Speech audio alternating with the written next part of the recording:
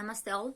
Hello and welcome to the Talks of Spirit, my channel.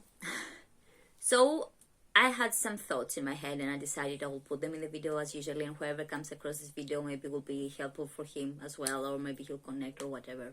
So I just thought I will just flow my thoughts into the video. Okay, so I was thinking, and it's not what you think, maybe it is what you think, okay, about love and about what love is, and mainly why we people generally find it so hard to say I love you to other people, especially if it is involved of a romantic relationship. But it is so easy to say I love my animal, my pet, I love my job, I love nature, I love my hobbies, I love just about anything. It is so easy. It is so easy to say I love just about anything, but very, very, very hard to even realize that we love the other and also express it. Why? Because actually it has to do with unconditional love. When you say I love my job, what does it mean? It means that it gives you a center point of gratification. It gives you something. Either it is money, either it is makes you feel good about your ego, about yourself. You are learning more, you are connecting with people. So it gives you something. It gives you something without really needing anything. Just you to be there every day and just walk your best. Okay, it doesn't have to you being vulnerable with it. It doesn't have to you or with you being really open to it and express all the dark places that probably only you know. So when we're getting into a relationship, either we understand this or not, we are getting into that of a soft place that we're naked. We're that vulnerable. We're getting that vulnerable that we're completely naked. And the hurt, it's gonna drop the phone down. So the hurt, it weighs around the corner just about every time, just about every minute. The hurt weighs about the corner. Now, why for some people it is safe and for some other people it is not? It all goes back, as you probably already know, most of the times back to our first interactions with people. And when were the first interactions with people? Childhood. When we come into this world and we are newborns and we have forgotten all about previous lives and we're just brand new into this thing, it's like a game. The first things that we're gonna give us to play, this is what we learn. The first words they're gonna say to us, this is what we learn. The first ways that the people communicate within the family interactions, this is what we learn. So if we have grown up into a rather toxic environment, like for example parents that they keep on fighting with each other, being disrespectful, not there for each other, but still they're sticking with each other because of children, because of homes, because of whatever it is, then the child will grow and will think, okay, this is love. And this is absolutely toxic, but toxicity is okay because it has learned toxicity, so it identifies with love.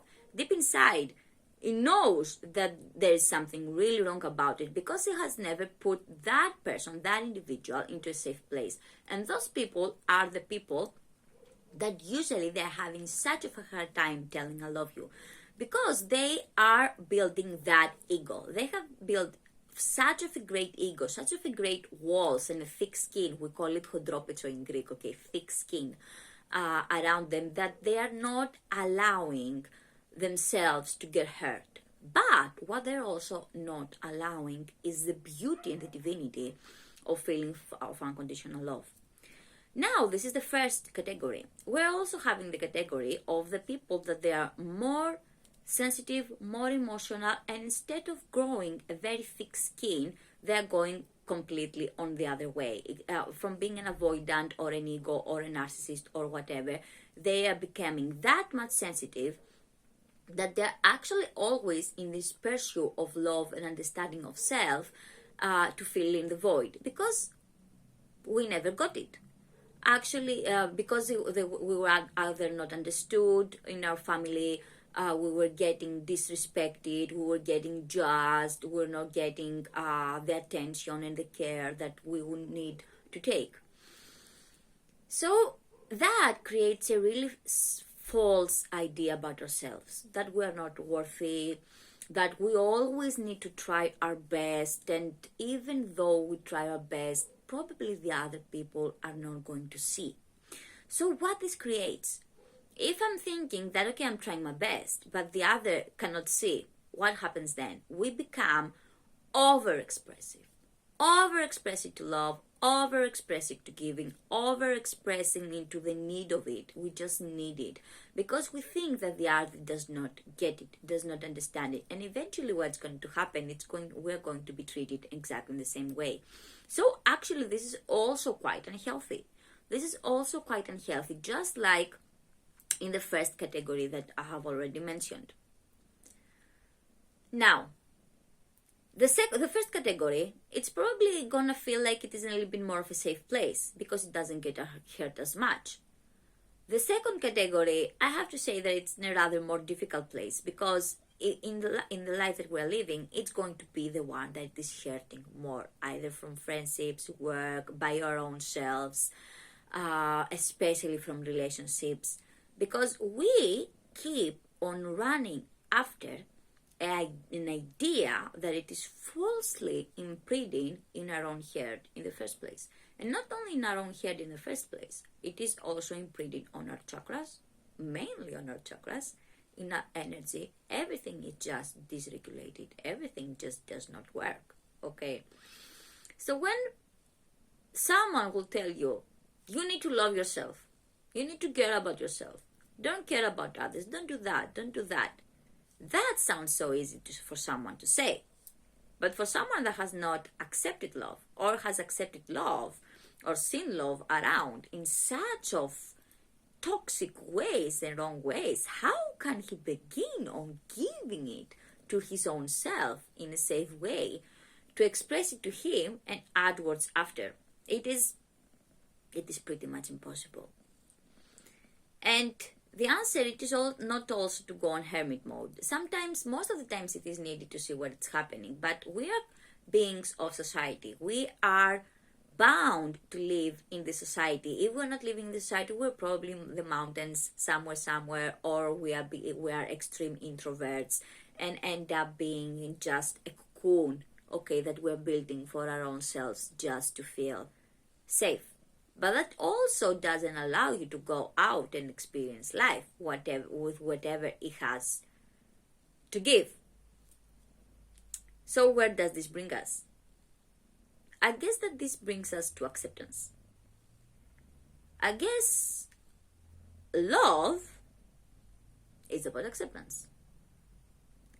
I guess love, it is about accepting the others as they are, not allowing them to harm us when they are not good for us, to be able to say, okay, for any reason you're not working for me, you're not good for me, a friendship, a work, whatever, okay, and be able to put that aside. I still love you, but you're not working for me. But also to say this to our own selves, okay, I love myself, but there are certain aspects of me that I need to change, I need to turn around, I need to see them from a different point of view. I accept these things about me, but I also accept the fact that those things are not really working for me, and some of them I need to find a way to change.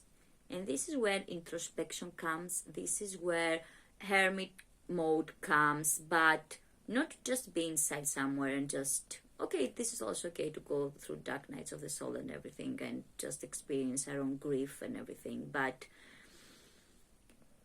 maybe to be on a place to be able to find ourselves again in a very, very safe place, just like when we were children. When we were children, we were not afraid to run and fall down and hit and do all kind of crazy stuff because we were not aware of the danger. We are aware of the danger as we grow. Only as we grow, we start being aware of the danger, and that creates this fear in us. This creates this darkness in our energetic body that needs tons of either psychotherapy or meditations or practices or hermit modes or whatever to just take it out. It's so hard. So as I started the video, to sum it up, what love is? I think love is acceptance. I think love is trust on somehow to know that it will be okay, but not just be abandoned. It's going to be okay for you to actually give the energy to yourself as much as open as you can be and accepting as you can be, and giving to the surroundings, giving into the universe. Be able to see and understand where things might have gone wrong and why have gone wrong, and maybe be able to go back into a place and do the inner job and the inner work to maybe find a way to turn this around. So I'm closing this video with that, and I think the next video I'm going to do is going to be about the dark night of the soul, etc. But that was about love. So yeah, next time you say I love my job or I love my pets, but you're not able to say it to your partner, or when your partner says it, you're not able to accept it. Maybe try and see where and why this comes from, and maybe what you can do about it. Not for the others, but for us mostly, because when we do it for ourselves, eventually it's going to be mirrored to the others. Not immediately, but eventually it's going to. Okay? Hello, namaste. Thank you.